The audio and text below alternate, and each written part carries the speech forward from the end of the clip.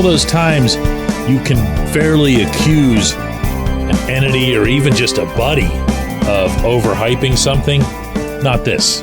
Not this. Good morning to you. Good Thursday morning. I'm Dejan Kovacevic of DK Pittsburgh Sports. This is Daily Shot of Steelers. It comes your way bright and early every weekday. If you're into hockey and or baseball, I also offer daily shots of Penguins and Pirates in the same place that you found this. Steelers versus Ravens, of course, is Saturday, 4:25 p.m. kickoff in Baltimore. I'll be heading over there tomorrow in advance of my coverage of the scene for DK Pittsburgh Sports. I can't wait. I'm looking forward to seeing your favorite football team react on and off the field to what'll be this franchise's most important game in ... I know I can't do it either. I guess you have to go all the way back to the most recent playoff victory in Kansas City. And we're talking, 8 years ago. So sure, while you've got players on the roster who've come from other teams, who've won other games, heck, a couple of them have Super Bowl jewelry. Most of the men in this locker room right now will not have played a bigger game at the NFL level than this one. How do I know that? I've covered them all. And you're looking at comparing this to what? Yeah, they've had playoff games. They've been blown to bits in most of those. Even the one time you thought there might have been some kind of hope, and that was the COVID year when they started out 11-0. Marquise Pouncey snaps the ball over Ben Roethlisberger's head, and I don't need to go any further with that scene. That was the last year that the Steelers won the AFC North. Did you realize that? They're always up there, right? But winning it is winning it. And even then, again, it comes with the massive asterisk of being in the COVID year. There weren't fans. There wasn't any kind of buildup. A lot of us thought the end of civilization was nigh. Everything that we're seeing this season, this is on merit. This is deserved. This isn't fluky. This isn't accidental. This is the Steelers having established themselves as the class of the AFC North from the beginning of the season till right now. And this is the Steelers entering the stadium of their arch rival, which will be 99.9% purple. This is the Steelers facing these guys for the second time. And even that doesn't do it. Listen, please, to Pat Freiermuth, who was drafted in the spring after that most recent AFC North title. Yesterday, after practice on the South Side. It's pretty big. Obviously we want to control our own destiny. Being able to go into, Baltimore, win the division, something that you dream of as a little kid. And so, I'm excited. The guys that have been here in my draft class, this is our first opportunity at a game like this. So, we've been through some stuff. And so we're excited to be in this opportunity. What better way to win it in one of our biggest rivals in their stadium. That's what they're doing in there, my friends. They're logging individually their own backgrounds on this sort of thing. How many big games have you played in the NFL? How many did you play in college? Was the last really, really, really big feeling game that you played in, was that in college? Heck, you can say a lot of the same things about even the older guys, the veterans who've been there, who were part of that game in Kansas City. Cam Hayward's playing out of his mind. How many more chances do you think in the back of his mind he thinks he'll have? Not even talking about playoffs here, just talking about the AFC North. TJ Watt, brilliant as he's been, and that term gets overused. It's not misused when it comes to number 90. How many truly big games has he been part of? While winning 0 in the playoffs. I love this. I say this all the time, but I love this arch rivalry. And that is, by the way, look up Merriam-Webster. That is the correct application of that term. You can't have more than one arch rival. Your arch rival is your real rival. Everyone else is just another team. And there's something about these two that regardless of when one team or the other has a little bit of a run, and the Steelers certainly do, winning 7 out of the last 8 meetings.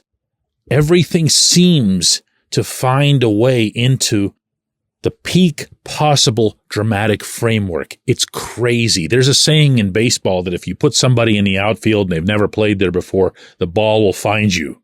Meaning, whether you want it to or not, there's 100% chance that the next pitch is going to result in a line drive your way. Well, the ball always finds its way into something special when it comes to Pittsburgh and Baltimore. Love this, love this, love this. When we come back, J1Q. Luxenberg, Garbett, Kelly & George is a personal injury law firm in Western Pennsylvania that represents injured people in automobile accidents, workers' compensation cases, and medical malpractice claims. The attorneys at Luxenberg, Garbett, Kelly & George pride themselves in doing what they say they're going to do. It's important to them that when they make you a promise, they keep that promise. And this law firm has been keeping promises for over 80 years. Luxenberg, Garbett, Kelly & George has been AV rated. That's the highest rating a law firm can receive for legal ability and ethics. And the lawyers at the firm have been designated super lawyers, that's a real thing, for over 15 years. Rare combination there. Luxenberg, Garbett, Kelly & George has offices in Cranberry, Newcastle, Beaver Falls, Butler, and Elwood City. Learn more about them at lgkg.com or by calling 888-842-5454. Again, that's 888-842-5454.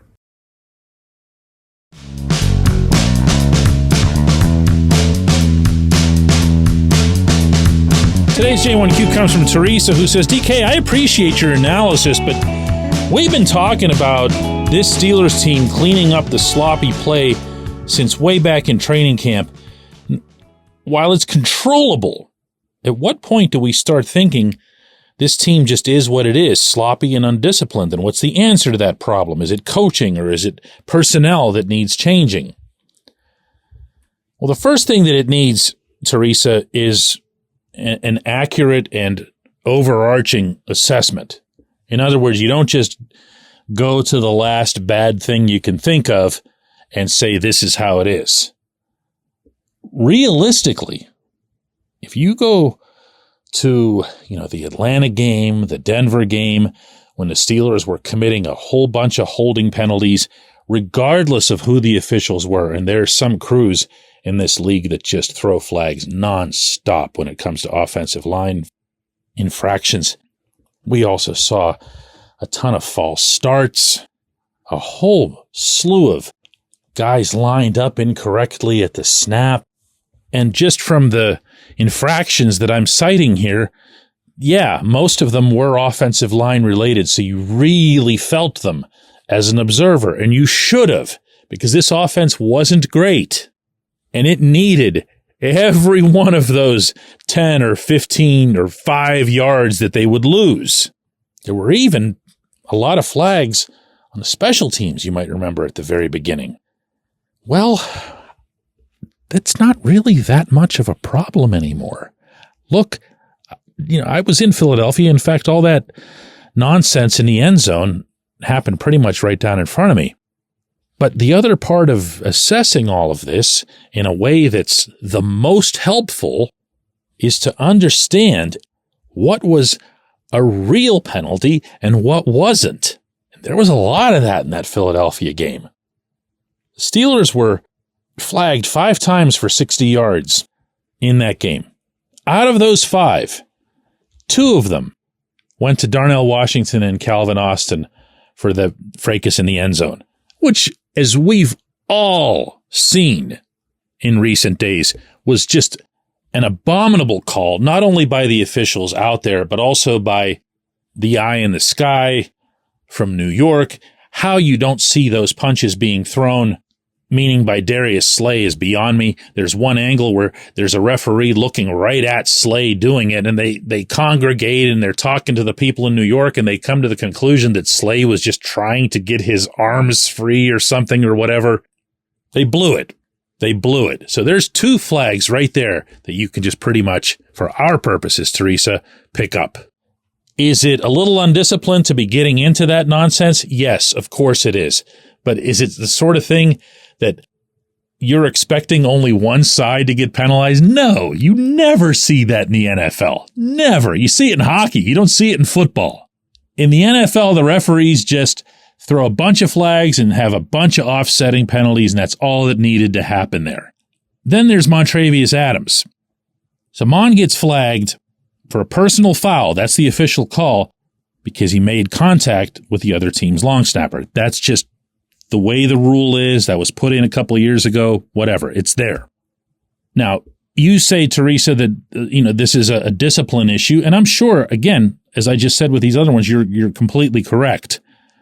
But in this one, as I reported exclusively on DK Pittsburgh Sports from Philadelphia, Mon told me when he went onto the field, the first thing he did, because he's aware of where he's lining up and he's aware of what he can and can't do, the first thing he did was seek out the official who was best positioned and most responsible for watching that specific area of the line of scrimmage. He finds him. He checks with him one final time just for effect, and then goes to the line of scrimmage. He gets bumped hard by the Philadelphia left guard into that long snapper, and that same official was the one who threw the flag. Like, Mon goes right to him and says, this thing that you're watching for, I'm not gonna do it. I'm completely aware of it. And there's no discussion, no nothing. Did anybody push anybody? Nope. Just marched it off. So I hear what you're saying. I'd like to take all of the examples that are in play, and I'd also like to look at the trend. And the trend has been that the Steelers have gotten away from making lots of discipline-type mistakes, and they've definitely gotten away from being heavily penalized. I appreciate the question. I appreciate you, Teresa. I appreciate everybody listening to Daily Shot of Steelers. We're going to do another one of these tomorrow.